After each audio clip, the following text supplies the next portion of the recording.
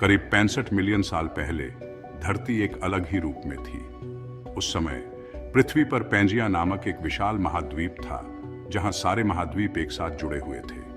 धरती का पूरा भूगोल अलग था और जीवन हर कोने में फैल चुका था। हवा में ऑक्सीजन की मात्रा आज से ज्यादा थी, जिससे धरती के जीव और भी बड़े और ताकतवर थे। विशाल पेड़ आसमान को छूते थे और जमीन पर बड़े बड़े जीव विचरते थे। उस समय का मौसम आज की तुलना में कहीं ज्यादा गर्म था। उत्तरी और दक्षिणी गोलार्धों में भीषण गर्मी रहती थी और कई जगहों पर औसत तापमान 27 डिग्री सेल्सियस से भी ऊपर था। वातावरण में धुएं और प्रदूषण का कोई निशान नहीं था और हरे भरे जंगल धरती को ढके हुए थे।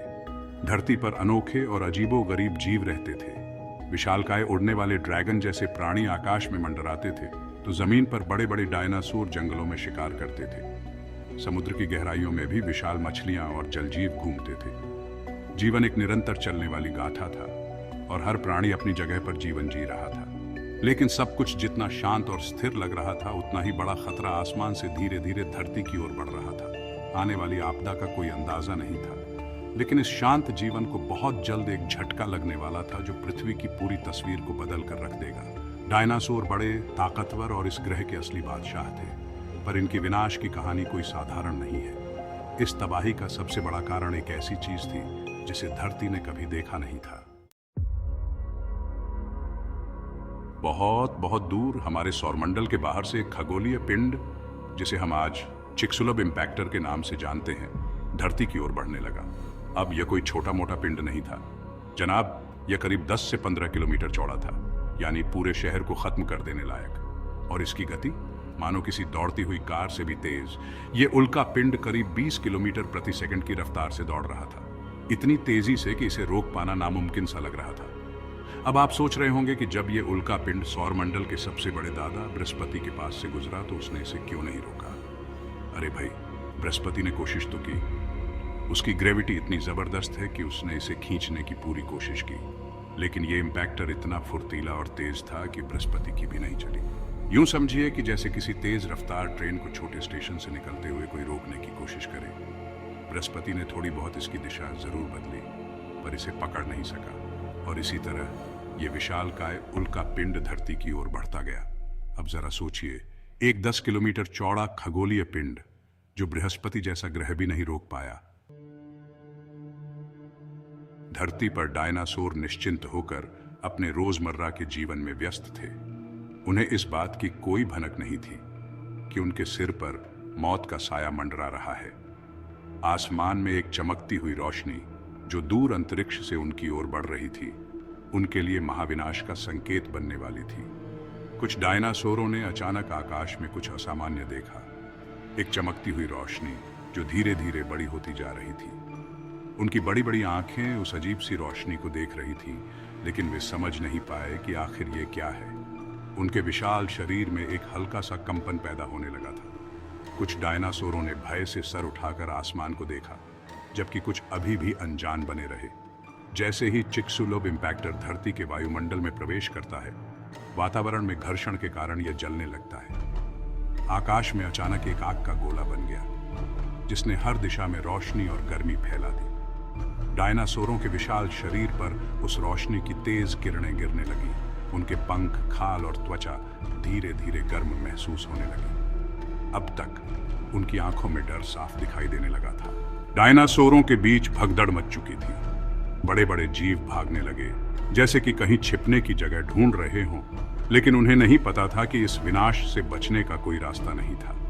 आसमान का रंग अचानक से बदलने लगा था और वो रोशनी अब एक विनाशकारी आग के गोले में बदल चुकी थी, जो सीधे धरती की ओर बढ़ रही थी। हर तरफ अफरा तफरी मच चुकी थी। लेकिन यह तबाही सिर्फ डायनासोरों तक सीमित नहीं थी।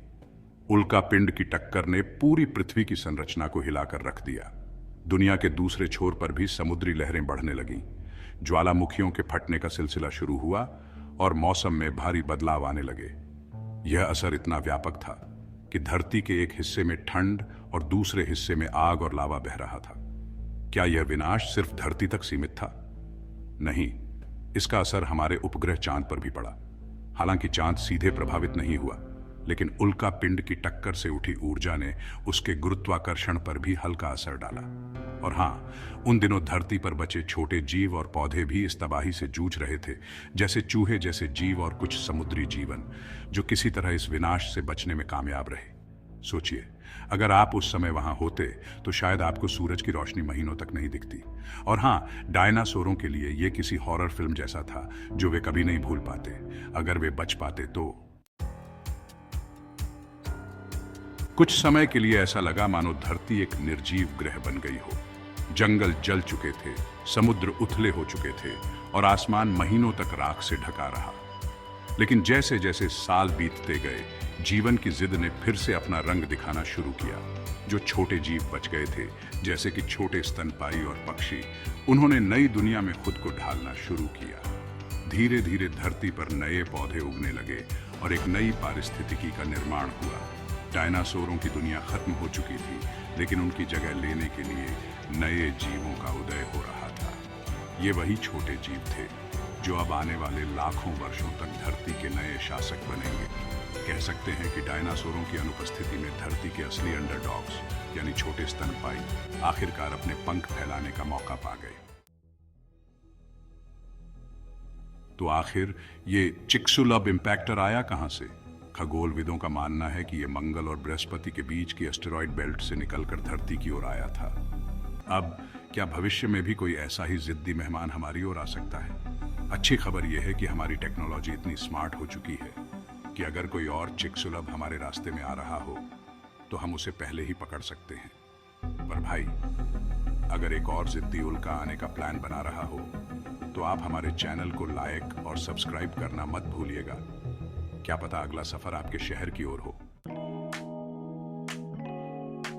अगर आपने अभी तक सब्सक्राइब नहीं किया तो ये उल्का पिंड आपकी ओर देख रहा है और वो बिल्कुल भी खुश नहीं है, तो कम से कम एक लाइक और एक शेयर तो बनता है, वरना अगली बार जब ये आएगा तो वो आपके कमेंट सेक्शन में हाय कहने आ सकता है।